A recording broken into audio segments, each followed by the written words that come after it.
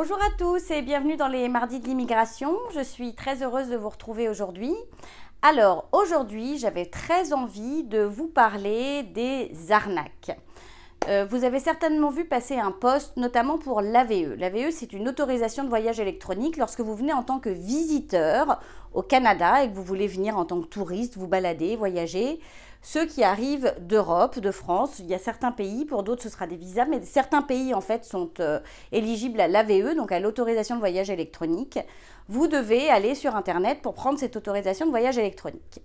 Malheureusement, il y a des sites légaux mais immoraux, je vais dire. Donc ils le font en toute légalité, mais c'est assez immoral, c'est-à-dire qu'ils s'occupent en fait de récupérer, de faire votre AVE. Sauf que pour cela, ils vont vous charger entre 52, 53 jusqu'à 80 € pour vous permettre d'avoir cette autorisation de voyage électronique.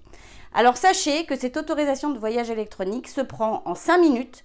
Sur le site officiel du gouvernement du Canada, ça vous coûte 7 $. Un peu moins de 4 € si mes calculs sont bons, c'est 7 $. N'allez jamais payer plus que 7 $ pour un AVE. Et vraiment, je comprends votre désir de venir au Canada, je comprends votre désir d'immigration, d'expatriation, votre envie de voyage. Mais faites attention aux arnaques, s'il vous plaît. Quand on a très envie de quelque chose, on y va, on se lance, on est joyeux, on est heureux, c'est la fête. Et on se dit que c'est normal de payer une AVE 80 €, 50 €. C'est comme ça. En plus, ils sont super bien référencés. C'est Canada Visa AVE. Ils arrivent en premier quand vous faites la recherche sur Google. Vous y allez de bonne guerre, vous êtes heureux, vous êtes content et poum, vous payez. Et bien sûr, sur le site, ils vous disent bien qu'ils reversent 7 $ au gouvernement du Canada. Donc, vous ne pouvez rien faire. Mais par contre, vous vous serez fait avoir. Ce n'est pas le site officiel. Ce sont des gens qui travaillent de façon légale mais malhonnête et qui vous volent votre argent. Ça ne prend pas 52 $ pour aller sur le site du gouvernement du Canada, inscrire vos informations, recevoir l'information du Canada et vous la donner. Donc vraiment, faites attention à ça. Faites attention lorsque vous faites appel à un avocat, à un consultant, à un déménageur, à une banque. Renseignez-vous sur tout. Et si vous avez des questions, je suis là pour vous. Je suis là pour vous dire si c'est légal, si c'est juste, si c'est bien. Il n'y a pas longtemps, j'ai des amis qui ont fait appel à moi également par rapport à leur fils. On lui demandait une caution et ce genre de choses par rapport à son appartement. Donc n'hésitez pas à me demander, je vous dirai si c'est normal ou pas normal. Je suis là pour ça. N'hésitez pas à écrire, à aller sur la page Facebook du côté de Montréal. Je veux dire, vraiment, je suis là pour vous orienter, pour vous aider à vous assurer que ce que vous faites est juste. Vous n'êtes pas obligé de passer par mes contacts, mais en tous les cas, je peux complètement vérifier si tout ce qu'on vous dit ou si ce qu'on vous met dans les mains, c'est légal et juste. N'allez pas payer avant de vérifier. J'ai plein de sociétés comme ça qui chopent votre adresse email parce que vous allez vous connecter sur des sites et que vous rentrez votre adresse email et qui derrière vous attrapent et vous envoient de l'information. Le nombre de personnes qui se font avoir, que ce soit en Europe, que ce soit en Afrique, que ce soit en Chine. Alors attention, vraiment, je veux dire, l'immigration, le voyage, c'est vraiment quelque chose où certaines personnes malhonnêtes vont faire des choses qui vont vous coûter de l'argent et vous coûter cher. Donc ça, c'est vraiment, vraiment très, très, très important. J'avais très envie de parler de ça. Stop à l'arnaque, renseignez-vous bien. C'est pas parce que vous voyez écrit en gros Canada avec la jolie feuille d'érable que vous êtes sur le site officiel du gouvernement du Canada. Et je veux dire, il y a plein de sites comme ça qui se permettent ce genre de choses. Donc méfiez-vous. Il ne faut pas être toujours méfiant, mais là, méfiez-vous. Quand vous êtes à l'étranger et que vous faites des démarches pour le Canada, méfiez-vous. Vous pouvez vous méfier de moi si vous voulez, et d'ailleurs, c'est possible.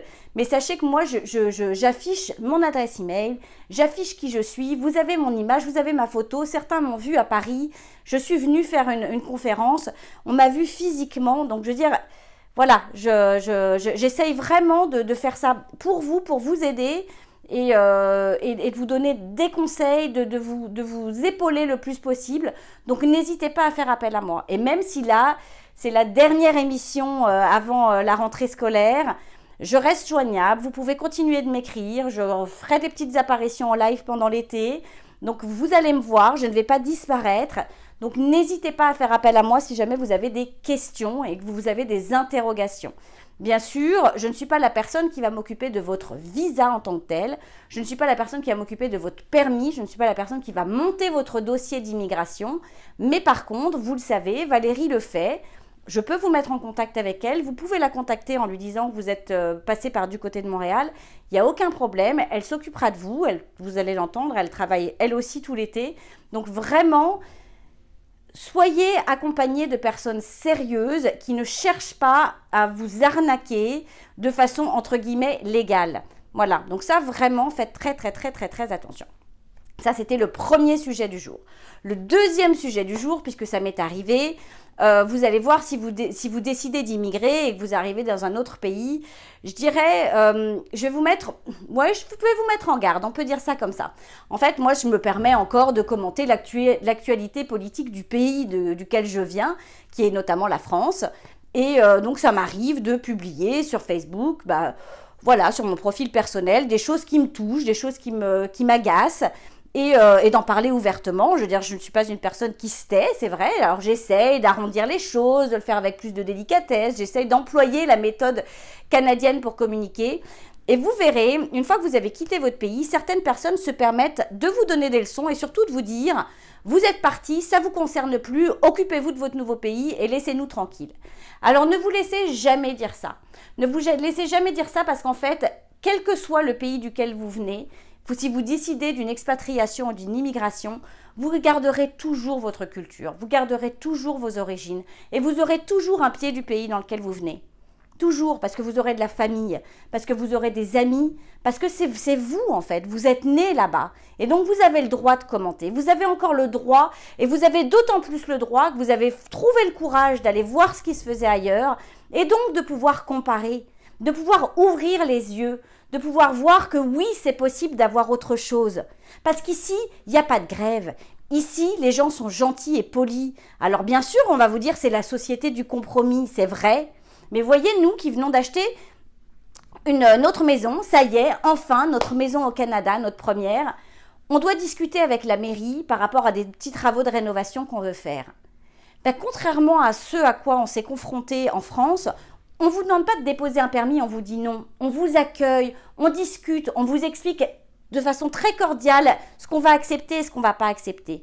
Et je peux vous dire que c'est beaucoup plus agréable et que ça fait un petit peu mieux passer la pilule quand on vous dit gentiment les choses avec un sourire, même si c'est assez ferme et qu'on vous fait comprendre que vos idées, elles sont merveilleuses, mais que c'est trop moderne pour la ville ou que c'est trop ancien pour la ville ou je ne sais quelle autre folie que vous pourriez avoir.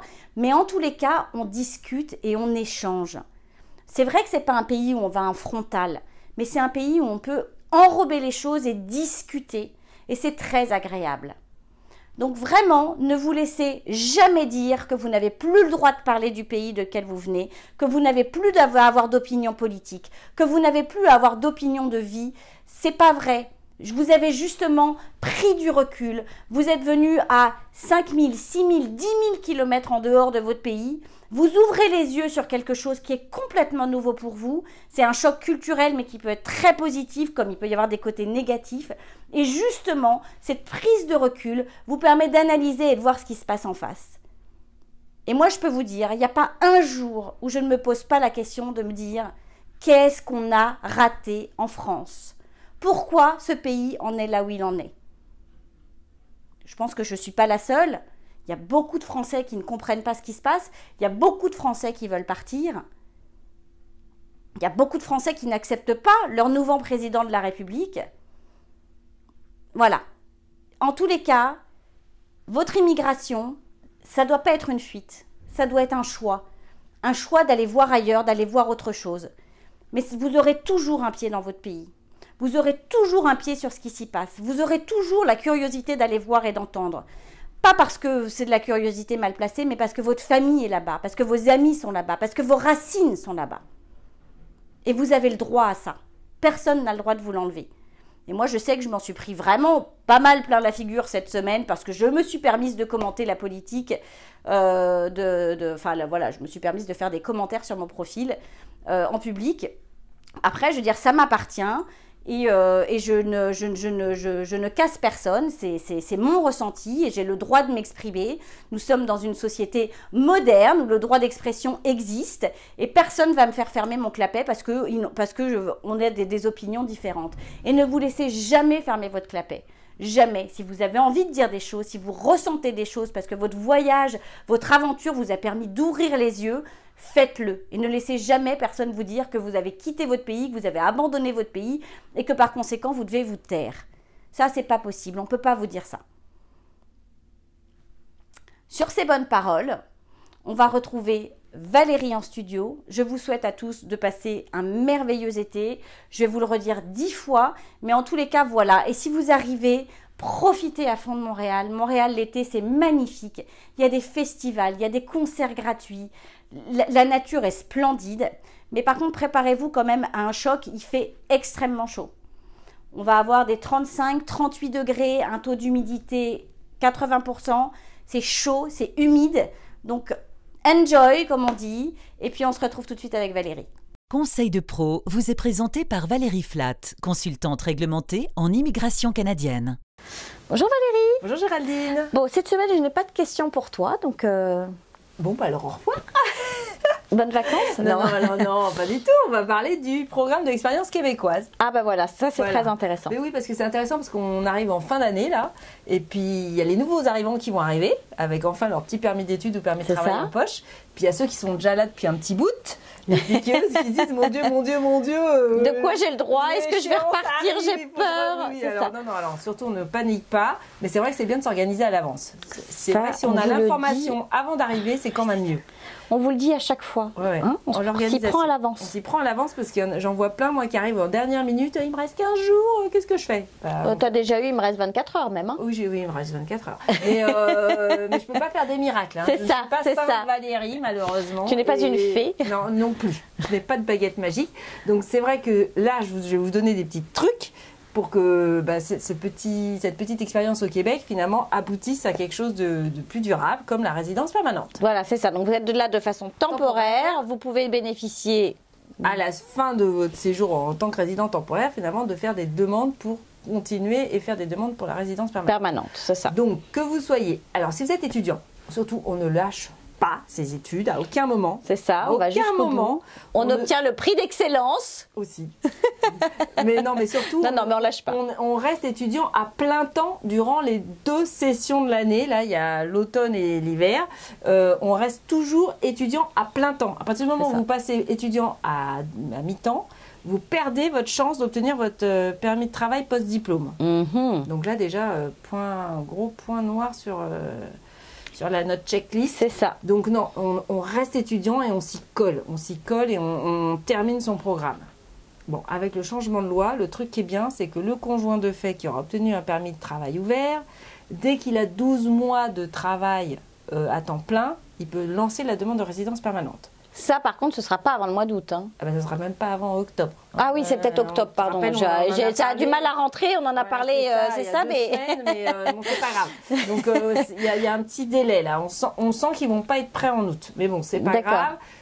Mais ceci dit, ce sera valable pour ceux qui sont déjà là, parce qu'en fait, ce sera 12 mois d'expérience continue ou discontinue à plein temps sur les 24 derniers mois avant de présenter la demande. Génial. Donc à la limite, allez-y, accumulez du temps, là, les conjoints. C'est ça, allez bosser. On bosse.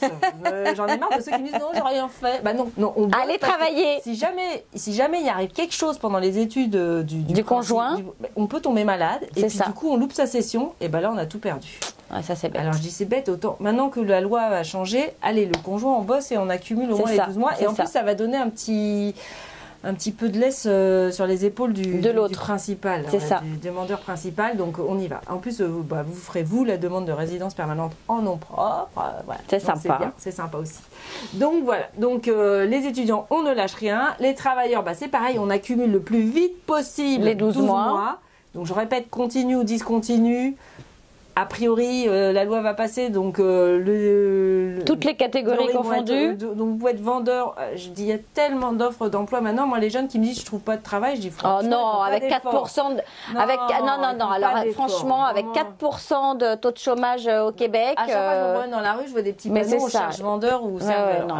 Ces jobs-là, il y en a partout. C'est ça. Partout. Surtout là, l'été, là, ils en demandent. Et puis je veux dire, ça peut être pénible, mais honnêtement, travailler 12 mois sur un job pénible pour obtenir derrière une résidence c'est 30 heures semaine pour derrière obtenir une résidence permanente et après faire ce que vous voulez.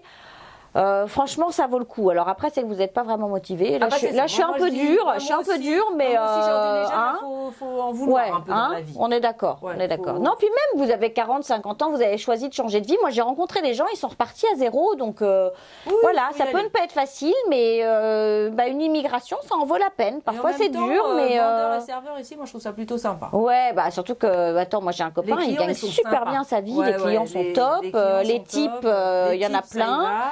Ouais, donc, c'est pas la même approche, quoi. Non, puis derrière, voilà, on a une résidence permanente, on peut aller appliquer. C'est ça, on est libre, donc on peut créer sa boîte, donc on y va là, courage. Allez, courage. C'est ça, allez.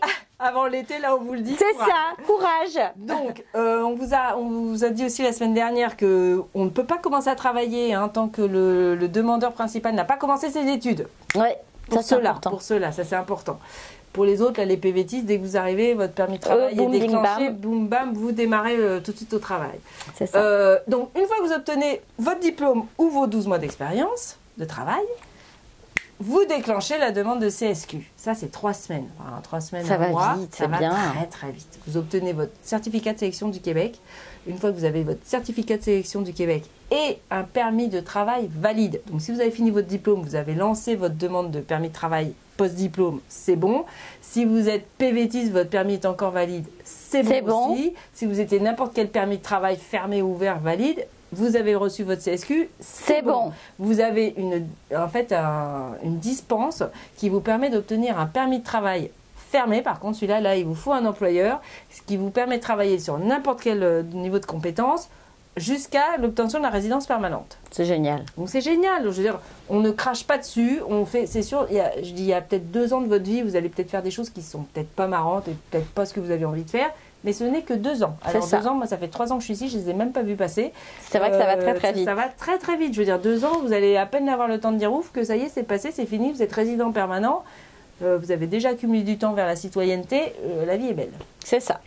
Donc en fait, on y va, on vient et puis on est motivé pour finir son diplôme ou pour avoir ses 12 mois d'expérience professionnelle. Mais on vient chargé d'énergie pour commencer sa nouvelle vie au Québec ou au Canada. C'est ça, au Canada. Et puis si vous êtes là et que vous avez déjà eu cette bataille, dites-vous une chose, c'est que vous pouvez basculer sur ce programme. Donc c'est quand même, voilà. Puis si vous ne savez pas comment faire, vous appelez Valérie. Même pendant la période d'été, on répond aux mails. Je serai là disponible, je ne lâche rien, je travaillerai encore. C'est ça. Donc voilà. Mais non, on va se quitter pendant l'été. C'est ça. On va se retrouver pour la rentrée. Pour la rentrée, voilà. Vous allez beaucoup nous manquer. Voilà, exactement. Mais on a besoin de recharger les batteries. C'est ça, voilà. Et puis surtout, n'hésitez pas à envoyer des questions parce qu'on y répond à la rentrée avec des nouveaux thèmes. Il y aura la nouvelle loi qui approchera. Donc, comme il y aura plein de belles choses à traiter. Je vais essayer de mettre des updates, là, des mises à jour. On continue sur ma page Facebook. Donc voilà. La page Facebook de Valérie, c'est VF Immigration. Vous la retrouvez, il y a sa photo. Vous ne pouvez pas, vous pouvez pas la manquer. En plus, je la partage à chaque fois avec le lien de l'émission. Donc il suffit de cliquer sur le petit lien noir. Vous arrivez directement sur sa page. Il y a des gens qui cliquent sur Valérie Flat, donc ça arrive sur ma page personnelle, mais sur Messenger, je réponds quand même. Donc, essayez quand même d'aller sur VF Immigration, ce serait sympa. C'est ça. Mais sinon, voilà. On sera contente de retrouver tout ce petit monde à la rentrée. Exactement, donc on vous retrouve tous à la rentrée. La date sera affichée du côté de Montréal et certainement VF Immigration. Bel été à tous. Portez-vous bien. C'est ça, Valérie. C'est ça, va bien bronzer. Je ne sais pas quels sont tes projets encore, mais je bosse. Voilà, ça va être des vacances travail. Voilà, c'est ça. On prendra 15 jours par-ci par-là, mais au moins par-ci. C'est ça. Et puis nous, bel été à tous. On se retrouve donc après la pause, mais en tous les cas avec Valérie à la rentrée. À la rentrée. Bye. La parole est à vous, vous est présenté par Du Côté de Montréal, partenaire de votre immigration. Bonjour Michael. Bonjour. Merci d'avoir accepté mon invitation. C'est mon plaisir. Alors, je t'invite aujourd'hui parce que toi, tu as une histoire assez incroyable. C'est notamment celle de tes grands-parents, de tes parents qui sont arrivés ici. Et puis, tu as quand même une bonne connaissance de Montréal, de la façon dont ça se passe. Donc, j'ai beaucoup de questions à te poser. Mais si on pouvait commencer un peu par ton histoire. Qui est-ce qui est arrivé en fait ici à Montréal ou au Québec en premier chez toi et voilà, comment ça s'est passé, quel a été un peu le processus de cette histoire d'immigration qui concerne un peu ta famille? Mais moi, je suis né à Montréal avec mes 2 sœurs. Mes parents viennent des Pays-Bas, sont venus ici au Canada après la Deuxième Guerre mondiale. D'accord. Ma famille a beaucoup souffert durant la Deuxième Guerre. Ma mère était dans un camp de concentration parce qu'elle était juive. Elle a passé presque 4 ans dans ce camp.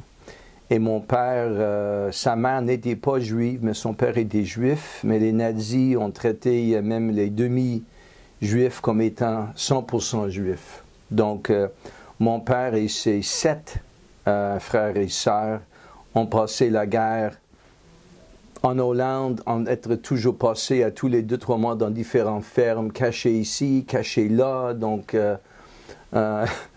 mon père m'a dit qu'il a passé la guerre sur 9 différentes fermes à travers le pays. Incroyable. Donc, oui. Donc, c'est un peu ça l'histoire. Il avait quel âge à ce moment-là? Oh, mon père est né en 1930, donc, ouais, c'est ça. Donc il était dans 12 ans. Les nazis ont envahi la Hollande au mois de mai 1940, donc mon père avait 10 ans, ouais, et puis 11 ans, 12 ans, ouais, jusqu'à la fin, jusqu'à l'âge de 15 ans. Oui, oui. Ouais, c'est sûr que... Exactement. Et donc, alors, à quel âge est-ce que ton père a immigré? Est-ce qu'il a immigré avec ses parents ou est-ce qu'il a immigré lui en tant qu'adulte? Oh oui, ça c'est une autre histoire. Non, ses parents n'ont jamais quitté la Hollande. D'accord. C'était vraiment le cas de ma mère. Ma mère, après avoir passé ses années dans le camp de concentration, sa famille est retournée pour essayer de reprendre leur vie. Mon grand-père, pour des raisons que je vais expliquer après, il ne pouvait pas rester aux Pays-Bas et reprendre sa vie et la vie de sa famille. Il était engagé par la compagnie Schlumberger en Texas, aux États-Unis. Et c'est là où il a décidé de refaire sa vie. Il a immigré aux États-Unis avec ma grand-mère, son épouse, ma mère, sa fille et mes 2 oncles, ses 2 fils, toute la famille. Et là, ils ont commencé à refaire leur vie aux États-Unis. D'accord. C'est toute une histoire avec ma famille, ma famille maternelle. C'est parce que mon grand-père était une personne très bien connue aux Pays-Bas avant la guerre. Il a travaillé pour un magazine qui s'appelait Elsevier, qui était très, très connu aux Pays-Bas, et même partout en Europe, et même en Allemagne. Et ce qui s'est passé quand les nazis ont envahi la Hollande en 1940, éventuellement, ils ont décidé de regrouper les Juifs pour les envoyer dans l'Est. Et dans le cas de mon grand-père et ma famille, ils étaient transportés dans un camp de concentration qui s'appelait Theresienstadt, Therésine. C'était vu par les nazis comme le camp modèle. Ça veut dire que tous les bons juifs ou les intellectuels, on les mettait là en fait. Oui, les VIP, disons, des juifs, ont trouvé chemin à Therésine. Mais ce n'était pas excellent non plus. Hein. Non, les conditions étaient pourries. Mais dans le cas de mon grand-père, Adolf Eichmann, le monsieur qui était vraiment le grand responsable pour l'organisation de tous les camps de concentration, a souvent passé par Theresienstadt. Et il s'avère qu'il était un grand fan des travaux de mon grand-père. Et il a demandé à mon grand-père de peinturer les lieux du SS dans le camp et mon grand-père a accepté de faire ça. En contrepartie, ils ont eu un peu plus à manger. Et le plus grand bonheur était que il les a pas envoyés dans l'Est. Presque chaque personne dans ce camp, éventuellement, était envoyée vers l'Est, en Pologne, vers Treblinka, Auschwitz, etc., où ils sont morts. Ils sont tous morts. Donc, après la guerre, la famille Spear, ça c'était le nom de la famille de ma mère, mon grand-père, son épouse, ma mère et mes deux oncles, tout le monde était intact, si vous voulez. Ils sont retournés aux Pays-Bas et les Juifs ont accusé mon grand-père d'être collaborateur avec les nazis. Parce que personne n'était décédé, en fait, que tout le monde était encore en vie. Donc, oui, bien, exactement. Ils ont dit, comment ça se fait que la Hollande, qui a perdu, je pense que proportionnellement, la Hollande a perdu plus de Juifs que n'importe quel pays dans la Deuxième Guerre mondiale. Ça, c'est vrai, j'ai regardé les chiffres. Il y a, sur les plus que 10 000 enfants qui étaient dans ce camp, il y avait seulement 150 qui sont sortis vivants, dont 3 viennent de ma famille, ma mère et mes deux oncles. Donc, ils étaient tellement bouleversés par ces accusations que là, il a réalisé qu'il ne pouvait pas continuer à faire sa vie en Europe, en Hollande, et c'est pour ça qu'il a décidé d'aller aux États-Unis et refaire sa vie. Et il a réellement refait sa vie parce qu'il est devenu protestant avec ma grand-mère, avec éventuellement mes oncles. Ma mère n'a jamais fait ça. Ma mère n'avait pas vraiment une grande adhésion pour la religion juive, mais quand même, elle ne voulait pas convertir non plus. Donc, jusqu'à la fin de ses jours, ma mère, si tu demandais à ma mère, qu'est-ce que tu es? Est-ce que tu es juif? Oui, je suis juive. Pas tellement pratiquant, mais oui, je suis juive. Donc, c'est un peu ça l'histoire et pourquoi je suis ici. C'est ça. Comment ça se oui, fait alors? Exactement. Parce Donc, oui, à cause de l'importance de mon grand-père et le fait qu'Adolf Eichmann a apprécié ses travaux, les arts de mon grand-père, c'est ça qui a fait la différence. Donc, et alors, ton papa et ta maman se sont rencontrés comment? Parce que lui, il est arrivé. Donc, les deux, après, oui, immédiatement après la guerre, ma mère a décidé d'étudier le droit. D'accord. À l'université de Leiden, qui est une ville universitaire aux Pays-Bas, très connue, même aujourd'hui. Et mon père a décidé d'étudier là aussi, donc il se trouvait dans le même classe. D'accord. Et mon père, il est tombé amoureux presque tout de suite. Mais peu après, ma mère a pris le chemin pour les États-Unis. Mon père l'a suivi après, comme en attendant une année ou deux. Mais il ne voulait pas être piégé avec la guerre en Corée. Donc, par accident, il est venu à Québec. Et de Québec, il est venu à Montréal. Donc, il n'avait aucune intention de venir ici. Mais par pur hasard et accident, il a décidé de rester ici, à Montréal, connaissant personne, parlant pas tellement bien l'anglais ni le français. Mais il a pris il est venu avec absolument rien. Il n'avait rien, c'est ça? Non, il n'avait rien. Il ne connaissait personne et c'est ça. Il avait étudié le droit? Oui, il a étudié le droit. Il a finalement marié ma mère parce que sa famille a déménagé à New York, à Long Island, éventuellement. Et mon père l'a mariée là et elle est venue à Montréal avec lui dans un appartement sans aucun chauffage. Ils avaient juste un chauffage électrique à Verdun, dans un petit endroit, un petit appartement à Verdun. Ça devait être sympa les premiers hivers. Oh, c'était... oui, mais c'est décidé. Ma mère travaillait comme secrétaire et mon père a fait ses études. Donc, c'était ma mère qui a mis le pain et beurre sur la table et ils ont décidé. Ma mère, malheureusement, a sacrifié ses espoirs pour mon père. Et c'était dommage parce que même mon père va avouer que c'était ma mère était plus intelligente et plus apte pour pratiquer le droit que lui. Et c'est un sentiment que je partage. Malgré le fait que mon père est devenu quand même un grand avocat, juge, député, babou, baba, toute une grande vie. Mais ma mère était une femme très spéciale. Elle a décédé malheureusement en 2117. Mais c'est un peu ça l'histoire. Et avec tout ça, le fait que mon père a connu personne et que mes parents n'avaient rien, ils ont bâti une très belle vie avec moi et mes 2 sœurs. Mon père est devenu, comme j'ai dit, un avocat assez renommé. Il a été député à l'Assemblée nationale pendant 8 ans. Il a fait 2 mandats. Et il a fini sa carrière comme juge dans la Cour criminelle, la Cour du Québec. Donc, un monsieur qui ne parlait pas tellement bien l'anglais ni le français était assez bon pour être élu dans un comté francophone. C'est vrai que c'est incroyable. Un député hollandais, premier et dernier en histoire du Québec. Donc oui, c'est une histoire assez... et si, disons, ça démontre vraiment comment un immigrant peut avoir un succès. Mais mon père était toujours extrêmement ambitieux. Et il avait une femme, sa conjointe, ma mère, l'a poussé beaucoup. C'est ça. Beaucoup. Elle était aussi ambitieuse que mon père. Donc, il faisait une équipe de tonnerre.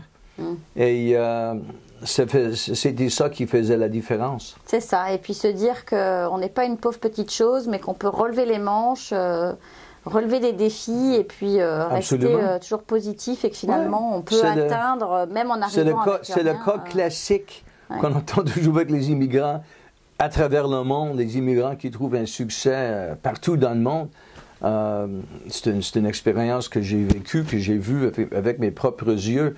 Et j'ai pas tellement apprécié, quand j'étais jeune, tout ce qu'ils ont accompli, mais maintenant que j'ai 60 ans, je l'apprécie énormément. J'ai un respect incroyable pour ce qu'ils ont fait, avec les défis qu'ils ont vécus plus jeunes dans leur vie. Ça, j'imagine. Ouais. Et alors, comment est-ce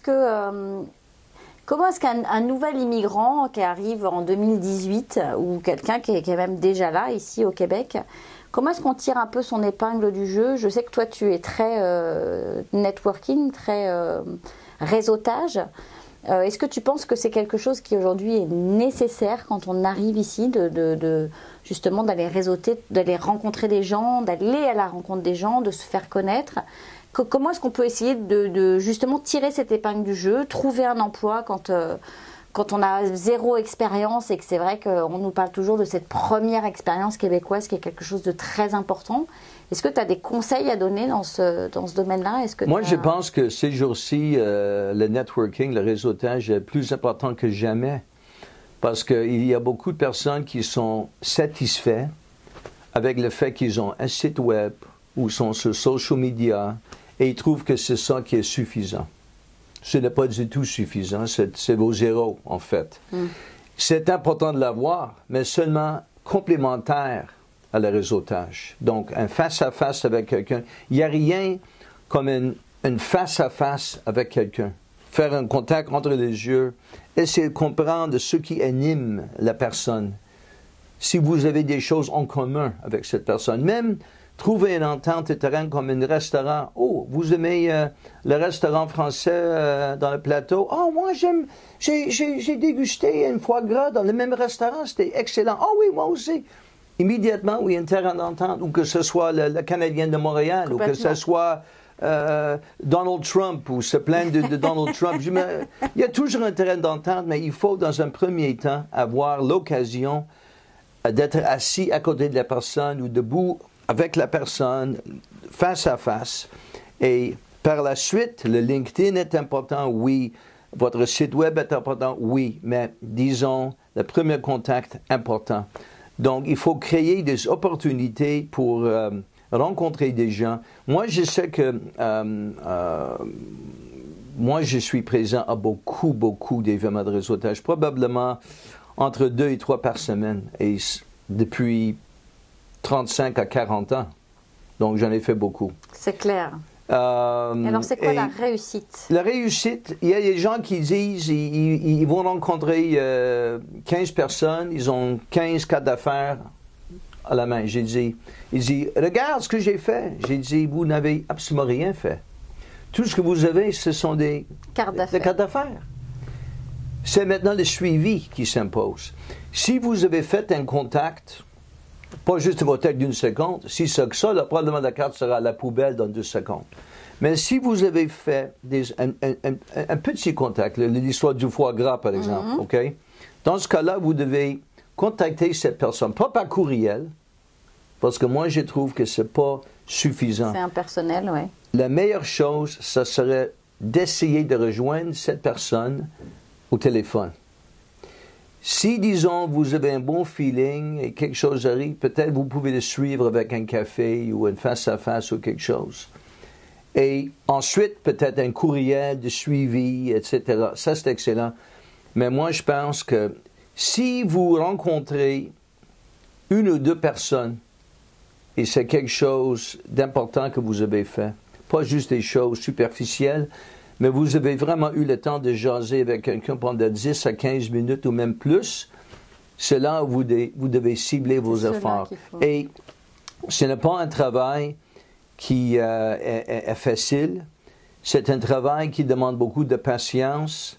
Il faut être très ardu pour suivre ça, et ce n'est pas tout le monde qui va le faire.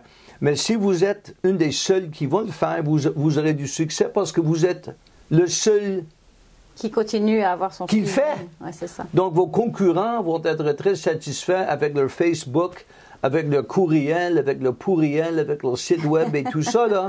Et vous serez satisfait avec un face-à-face qui mène à quelque chose de concret. Et vous êtes mieux de ne pas gaspiller votre temps avec rien, mais sur des contacts qui sont importants.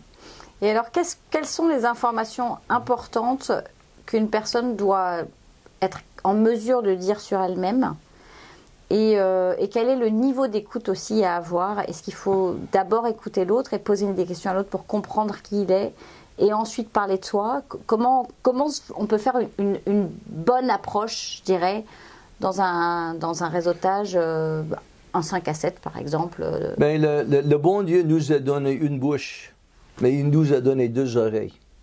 Pourquoi 2 oreilles et pas 1 oreille? Et 2 bouches. C'est parce que ça ici, c'est numéro 1. Ça ici, c'est numéro 2. En écoutant des gens, vous pouvez déjà cibler des mots-clés. Parce que tout le monde, il y a toujours quelque chose qui anime une personne. Peut-être ce sont ses enfants, peut-être c'est leur religion, peut-être c'est la politique, peut-être c'est l'argent, peut-être c'est... On ne sait pas. Tout le monde est différent. Mais en bien écoutant les personnes, c'est là où vous pouvez déceler s'ils ont peut-être un besoin ou s'ils ont besoin de vous écouter sur un sujet, parce que peut-être vous êtes un expert dans un domaine dont ils disent que c'est important pour la religion. Peut-être si vous êtes un curé ou si vous êtes, je ne sais pas, si vous êtes quelque chose, un problème qui se plaint tout le temps de le problème avec les... je ne sais pas, des entreprises, et vous êtes un avocat, peut-être, ben, je pourrais vous aider. Ou, je ne sais pas, tout le monde a des besoins et il y a d'autres qui peuvent les combler, ces besoins. Donc, l'écoute, c'est vraiment numéro 1. Et tout le monde adore être écouté, vraiment écouté. Les gens aiment écouter parce que aujourd'hui, tout le monde parle tout le temps. Et il n'y a personne qui écoute. Donc, si vous êtes une des rares perles qui va écouter, réellement écouter quelque chose, pendant peut-être 5 ou 10 minutes, laissez-leur parler, ils vont vous écouter après. Parce qu'ils disent, cette personne m'a donné du temps. Il m'a vraiment écouté. Je les voyais avec ses yeux. Il n'était pas juste comme ça, en écoutant, regarder pour une autre personne dans la salle. Il a mis ses yeux sur moi. Il m'a écouté. Ça, c'est une qualité rare qui doit être pratiquée si la personne ne l'a pas déjà. C'est un rare talent qui est capable de faire ça. Parce que la personne capable d'écouter, pourrait avoir le monde entre ses mains, parce que c'est rare. Et alors, une fois que tu as bien écouté ton interlocuteur, est-ce que c'est au moment quand même du réseautage où il faut être capable, après, de parler de soi en quelques secondes, expliquer qui on est, ce qu'on fait? Est-ce qu'il faut dire ce qu'on fait ou ce qu'on sait faire ou quel est le savoir-faire? Quels sont les éléments importants qui vont capter aussi l'attention de l'interlocuteur en face? Est-ce qu'il faut être plutôt court? Est-ce qu'il faut ne pas hésiter, au contraire, à... Vous devez vraiment établir un talent pour lire une personne.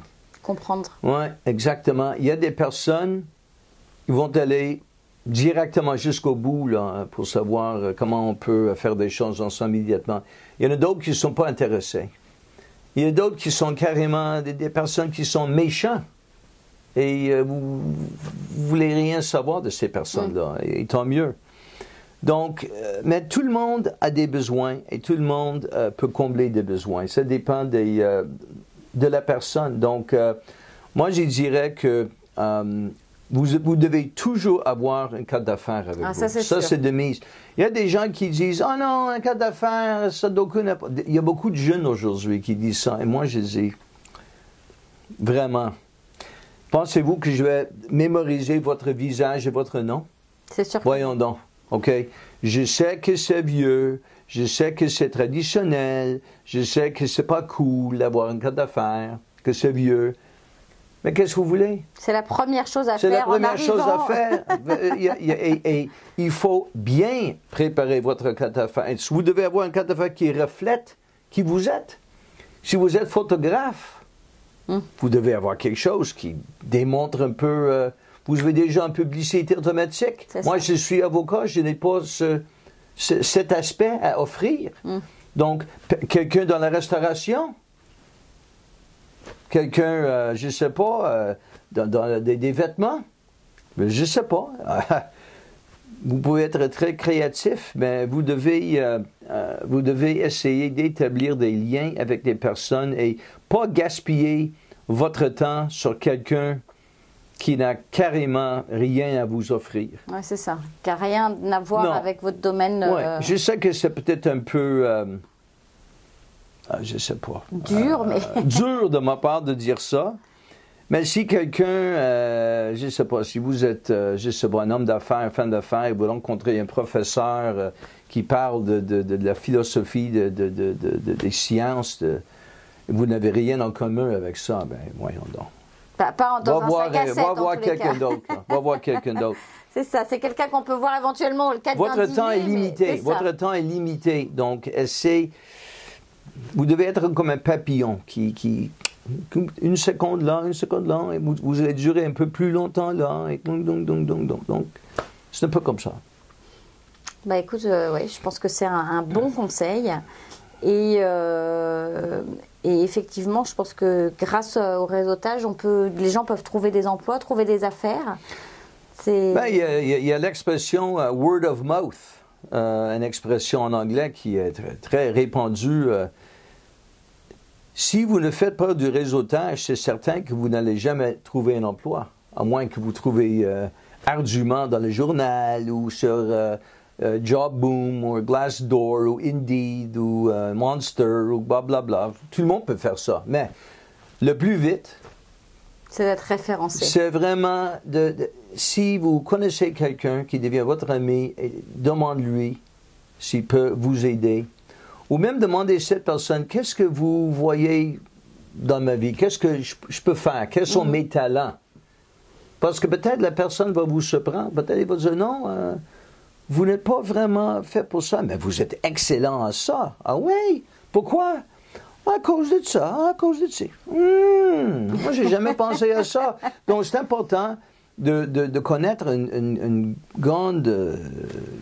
vous allez devoir un grand réseau de personnes parce que ça va certainement faciliter votre tâche. C'est un peu comme rencontrer... si vous voulez rencontrer une femme ou un homme et vous regardez sur Tinder, oui, c'est possible de faire ça, mais peut-être vos chances sont un peu mieux si vous avez un réseau de personnes qui vous connaissent et qui sont plus aptes à trouver des personnes ou des endroits où ils sont capables de trouver des personnes. Donc, le réseautage, c'est bon, pas seulement pour trouver un emploi, mais c'est bon pour trouver des affaires, tout dans la vie. Un restaurant, un psychologue, tout. Non, c'est vrai. C'est vrai que c'est un bon moyen d'en apprendre. Et j'en parle souvent, mais c'est vrai que tu as une vraie expertise dans ce domaine, puisque tu as fait quand même plus de 18 ans... c'est ça, 18 ans dans une association de réseautage à long terme. Oui, j'ai fait tous les matins, tous les mercredis matins. Donc, tous les mercredis matins. C'est ça, une grande connaissance de ça, de cette présentation et de ce pitch commercial des 60 secondes où on doit savoir parler de soi. Donc, c'est vrai que j'avais besoin de ça. Ça vaut la peine vraiment de pratiquer your elevator speech. C'est une expression, disons, que si vous êtes capable d'exprimer entre 30 et 60 secondes qui vous êtes, ce que vous faites, ce qui vous intéresse, et faites ça d'une manière passionnée, mais pas trop agressif non plus, là. Ça, c'est vraiment vaut la peine de bien pratiquer ton petit speech. C'est vrai que c'est très important. Important. Et alors, si tu avais un conseil à donner à des gens qui sont en cours d'installation ou qui veulent venir, est-ce que tu as quelque chose à dire par rapport à ça? Est-ce que... Des personnes qui sont de l'extérieur du Canada? Qui voudraient venir ici, est-ce que tu as... Bien, le Canada est le meilleur pays dans le monde. C'est aussi simple que ça. On le voit tout le temps. Ce problème, c'est la température. Surtout au Québec, c'est pas toujours... il faut être assez fort, mais ça s'en vient. Et bien équipé. Il y a des choses, même en hiver, qui sont très appréciées. Moi, je trouve que être devant un foyer ou dans ma maison chaud avec un verre de vin ou un chocolat chaud, quand c'est moins de 30 dehors avec un bon livre et je suis là avec mon épouse ou quelque chose, c'est très cosy, c'est très confortable. Et quand il fait beau, les Québécois sont les plus fous. Quand il fait beau, tout le monde est dans la rue. C'est vraiment extraordinaire. Par 10 degrés, on sort en Bermuda. Oui. Et c'est quelque chose de spécial. Surtout Montréal, je pense que c'est la ville la plus, probablement la plus libérale, la plus diversifiée de toutes les villes au monde. C'est vrai que c'est une ville incroyable. C'est vraiment comme ça. Moi, j'ai été déjà à San Francisco, j'étais à New York, naturellement, j'étais à Paris.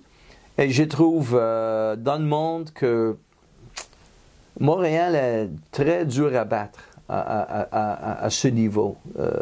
On constate en marchant dans les rues immédiatement que les différentes langues qui se parlent, c'est incroyable. C'est incroyable. C'est vraiment... il y a un multiculturalisme. C'est incroyable. Les restaurants qu'on a, et ils sont bons. Oui. Le meilleur restaurant à Montréal, à mon avis...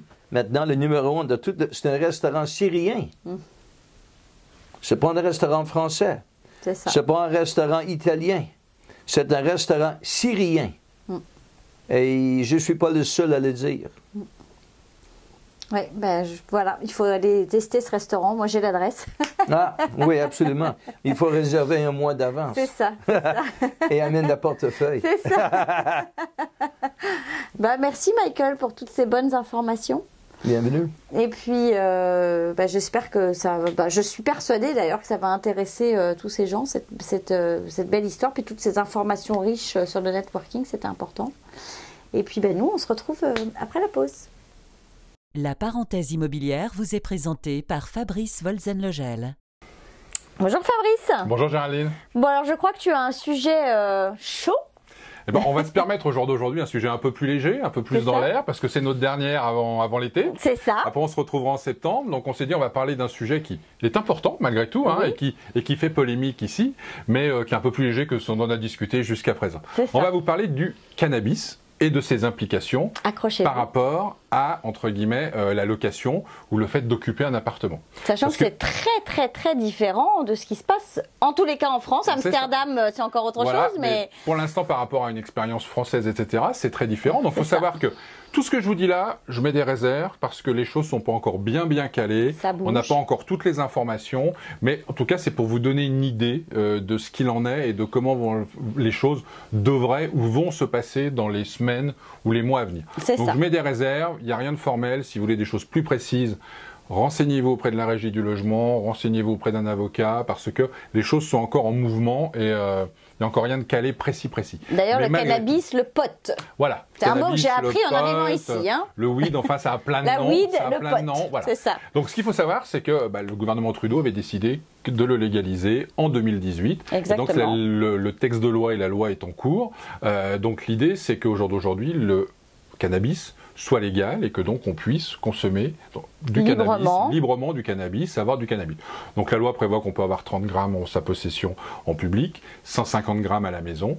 Évidemment, on n'a pas le droit de faire du deal ou de la distribution du commerce autour de ça. On n'a pas le droit de l'importer ou de l'exporter, donc vous n'avez pas le droit de repartir en France avec votre petit sachet de cannabis, hein, bien évidemment, parce que sinon vous allez avoir des petits soucis à la frontière, notamment à la frontière française. Il faut le fumer avant. Et puis il y a un problème, entre guillemets, qui se pose au jour d'aujourd'hui, c'est qu'il y en a deux par rapport au logement et à l'immobilier, de ce dont on parle et qui fait l'intérêt de cette capsule, c'est la culture. Au jour d'aujourd'hui, dans la loi fédérale, il est prévu qu'on ait le droit de cultiver 4 plants de cannabis par maison, par habitation. Et l'habitation, il définit... Par maison, hein, pas par habitant, par maison. Habitant, c'est pas parce que vous avez 5 enfants qui ont plus de 18 ans que vous pouvez faire 20 pieds ou 28 pieds si vous mettez les parents dans l'ensemble. Non, c'est par maison et c'est par maison d'habitation. Donc si vous avez une maison puis une résidence secondaire, vous n'avez pas le droit d'avoir 4 plans à la maison et 4 plans à la résidence secondaire. Ah d'accord. Donc vous êtes propriétaire de 5 maisons, de toute façon ce sera 4 plans. Ça sera 4 plans. Et de toute façon, pour l'instant, il y a un petit différent entre le fédéral, donc Ottawa, et puis le provincial Québec, puisque au niveau provincial, ils souhaitent interdire cette possibilité de cultiver les 4 plans, et au niveau fédéral, ils souhaitent que ça s'applique à l'entièreté du pays. Du Canada. Alors c'est vrai que la loi fédérale a préséance sur la loi provinciale, mais c'est ce que je vous dis. Pour l'instant, on n'a pas encore tout à fait les infos, donc soyez vigilants là-dessus. Avant de vous lancer dans la culture de votre pote à la maison à Montréal, renseignez-vous précisément. Et puis allez-y léger en ayant dans vos poches aussi, 30 grammes. Voilà, et puis surtout faites attention, quand on dit 4 plans, c'est 4 plans, parce que même si au jour d'aujourd'hui, au Québec, c'est pas très clair, si vous prenez affaire avec 4 plans, ça reste une contravention. Si vous passez 4 plans, c'est criminel. Criminel, c'est trafic de drogue, entre guillemets, culture de drogue, etc. Donc c'est des années de prison potentielles. Ouais, c'est ça. Faut pas drôle. Non, puis on est quand même en Amérique du Nord, ils sont sévères, hein, donc on joue pas. Alors, en quoi c'est important? C'est que, notamment, c'est pas tellement la culture, quand on habite un immeuble qui pose souci, etc. C'est plus les gens qui vont fumer. Pourquoi? On en a déjà parlé souvent, les structures des maisons ici sont souvent en bois. C'est ça. Donc c'est plutôt, on va dire, ouvert entre les étages. Il y a des petites interstices dans lesquelles les choses peuvent passer. Dans les immeubles à condos, même les grands immeubles, on a très souvent une climatisation centrale. Donc de l'air qui circule entre les appartements. Donc quelqu'un qui fume, au rez-de-chaussée, ça peut monter, ou à l'étage, ça peut descendre, et donc ça peut incommoder, d'accord? Et c'est surtout ça, entre guillemets, l'enjeu en immobilier en ce moment, et ce qui fait parler, c'est surtout, qu'est-ce qui se passe si j'habite tranquillement mon logement, et puis que les voisins du dessous, c'est une colocation, c'est des choses comme ça, et qui passent leur temps à fumer, ici, légalement du weed. Qu'est-ce que je peux faire? Alors, ce qu'il faut savoir, c'est que dès que la loi sera promulguée, le propriétaire peut interdire, dans les 90 jours de la promulgation, à quelqu'un de fumer et de cultiver potentiellement dans un appartement qui lui appartient. Donc il peut lui dire, moi je te loue, mais tu n'as pas le droit de fumer et tu n'as pas le droit de cultiver. Il pourra aussi le dire à des gens qui sont déjà locataires, c'est-à-dire dans les 90 jours de la promulgation, de la loi, il pourra faire en sorte de modifier de façon unilatérale le bail, et le locataire ne pourra pas s'y opposer en disant, la loi vient d'être promulguée, mais je vous interdis dans mon appartement de cultiver ou de fumer du cannabis. Donc ça c'est important, d'accord? Donc c'est très important de savoir que le propriétaire a ce pouvoir d'interdire. Donc mon conseil, c'est quand vous allez louer quelque chose, c'est de demander au propriétaire. Est-ce que les voisins du dessus, est-ce que dans l'immeuble on peut consommer, on ne peut pas consommer, quelles sont les règles, de façon à ce que vous puissiez déjà faire un choix avisé, puis éviter derrière d'être confronté à une situation compliquée, avoir un litige avec les voisins, très souvent ça peut pas être le même propriétaire au premier, au rez-de-chaussée. Enfin, je dirais en tout cas, renseignez-vous parce que sinon, les gens auront tout à fait le droit de fumer chez eux, tranquillement, et vous ne pourrez rien leur dire. Et ça sent vraiment fort. Et ça sent vraiment fort, et ça circule, et ça peut vous incommoder. Alors, le seul moment où on ne pourra pas interdire à quelqu'un de fumer, c'est si c'est une consommation médicale, thérapeutique. Ah, c'est ça. Ça, thérapeutique, s'il est à la preuve que à la fois la cultivation et l'usage est thérapeutique, on ne pourra pas. Maintenant, la loi prévoit aussi, et prévaut en disant que vous avez le droit, en tant que locataire ou propriétaire, à un usage paisible et normal de votre bien.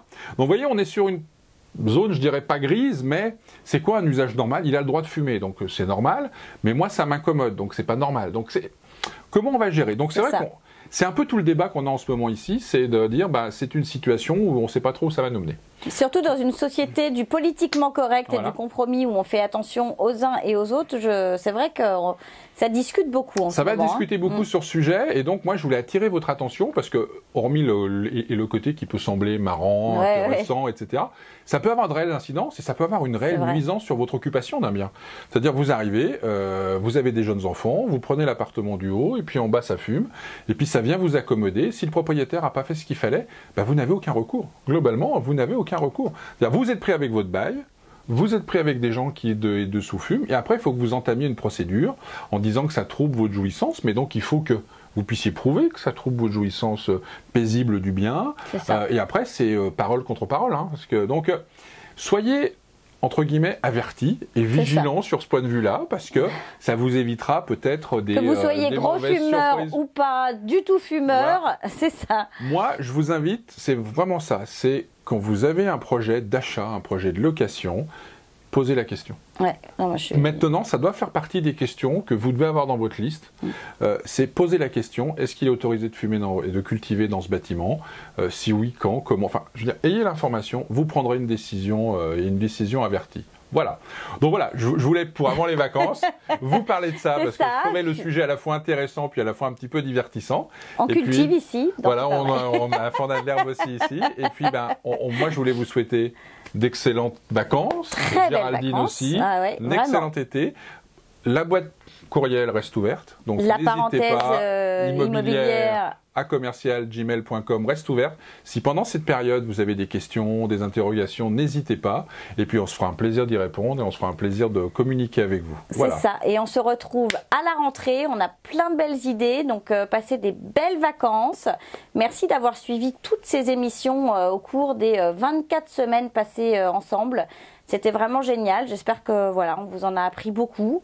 Et puis, c'est avec beaucoup de plaisir que je vous retrouve à la rentrée. Bonnes vacances, Fabrice. Bonnes vacances, Géraldine. Merci. Bonnes vacances à tous. Consommez avec modération. C'est ça. Au revoir. Au revoir.